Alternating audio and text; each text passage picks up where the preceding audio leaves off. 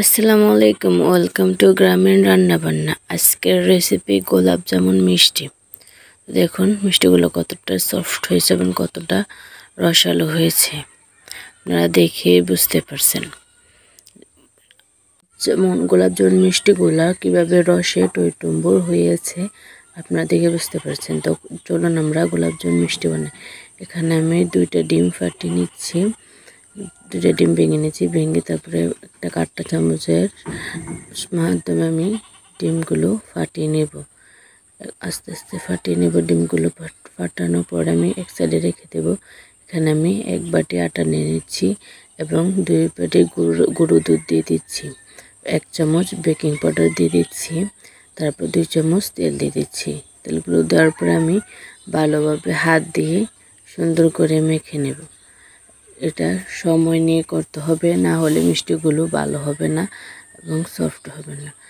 এই ময়ামটা যত সুন্দর করে দেওয়া যাবে ততই মিষ্টিগুলো নরম ও সফট হবে। আমি হাত দিয়ে আস্তে আস্তে দেখে দিচ্ছি সুন্দর ময়াম হয়ে গিয়েছে। এই পর্যায়ে আমি ডিম দিয়ে আস্তে আস্তে এই ডোটাকে মেখে নেব। ডিম একবারে দিতে যাবেন না, তাহলে ডোটা ভালো হবে না। ডিমটা আস্তে আস্তে মেখে নিতে হবে। আমি ডোটা এভাবে পুরোটা ডিম দিয়ে দিয়েছি। আমার 2টা ডিমে হয়নি। তারপর আমি আরেকটা ডিম এখানে দিয়ে দিয়েছিলাম, ওইটা স্কিপ করে গেছে। দেখুন ডোটা যখন এরকম হয়ে যাবে এই পর্যায়ে মিষ্টিগুলো বানিয়ে নিতে হবে। আমি ডোটা বেশি নরম করিনি, যার জন্য আমাকে এখনই মিষ্টিগুলো আমি বানিয়ে ফেলবো। আর যদি আপনাদের ডোটা নরম হয়ে যায় তাহলে 10 মিনিটের জন্য রেস্টে রেখে দেবেন, তাহলে পারফেক্ট হয়ে যাবে। এখন আমি এখানে 2টা শেপ দিয়ে নিচ্ছি। প্রথমে একটা গোল করে দিয়ে দিচ্ছি এবং আরেকটা লম্বা করে দিয়ে দিচ্ছি। এভাবে আমি সবগুলো মিষ্টি বানিয়ে নেব। এখানে আমি একটা কড়াই বসিয়ে দিয়েছি এবং তেল দিয়ে দিয়েছি। দেখুন তেলটা যখন হাত দিলে আপনি ধরতে পারবেন, এই পর্যায়ে দিয়ে দেবেন। তেলটা বেশি গরম করবেন না, তাহলে মিষ্টিগুলো ফেটে যাবে। এভাবে আমি আস্তে আস্তে মিষ্টিগুলো ভেজে নেব।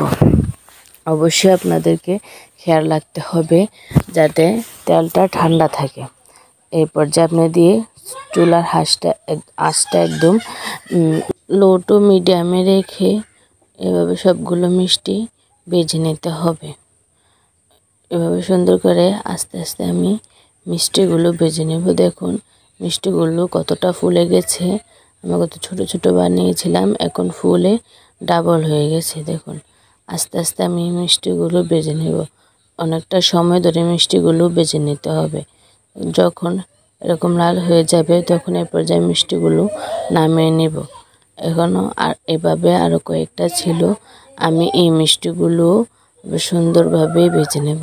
দেখুন মিষ্টিগুলো ফাটেও নেই, কোনো কিছু নেই, কি সুন্দরভাবে মিষ্টিগুলো ভাজা হয়ে গিয়েছে। আপনাদেরকে সবসময় খেয়াল রাখতে হবে মিষ্টির ডোটা যেন শক্ত না হয়। যদি মিষ্টির ডোটা আপনারা শক্ত করে বানান তাহলে কিন্তু মিষ্টিগুলো চুপসে যাবে এবং ভালোভাবে হবে না। আর আটা থেকে দুধের পরিমাণটা অবশ্যই ডাবল দিতে হবে। কীভাবে সবগুলো মিষ্টি আমি ভেজে নিয়ে এখানে 2 বাটি চিনি দিয়ে দিচ্ছি এবং 4 বাটি পানি দিয়ে দিচ্ছি। পানি দিয়ে এখন আমি এটা চুলায় বসিয়ে দেবো চিনি শিরাটা করার জন্য। চিনি শিরাটা আমি আস্তে আস্তে চিনিগুলো যখন গলে যাবে তখন এই পর্যায়ে আমি 3টা এলাচ দিয়ে দেবো। এবং যারা মিষ্টি খাবার লবণ পছন্দ করেন অবশ্যই একটু লবণ দিয়ে দেবেন। তো আমি মিষ্টি খাবার লবণ পছন্দ করি, তার জন্য একটু লবণ দিয়ে দিয়েছি। যখন এভাবে চিনি শিরাটা বলক চলে আসবে 2 মিনিট জাল করার পরে আমি হাত দিয়ে দেখে নেবেন মিষ্টিগুলো ঠান্ডা আছে কিনা। যদি গরম থাকে তাহলে কিন্তু মিষ্টিগুলো চুপসে যাবে। এরপর যে আমি মিষ্টিগুলো সবগুলো দিয়ে মিষ্টিগুলো আমি 10 মিনিট রান্না করে নেব। সারা রাতের জন্য আমি রেখে দিয়েছিলাম। দেখুন মিষ্টিগুলো রস খেয়ে কীভাবে টইটুম্বুর হয়ে আছে। দেখুন মিষ্টিগুলো ফলো করলে আপনাদের মিষ্টি অনেক সুন্দর হবে এবং পারফেক্ট হবে। আমার ভিডিওগুলো ভালো লেগে থাকলে পাশে সাবস্ক্রাইব করে পাশেই থাকবেন। আল্লাহ হাফেজ।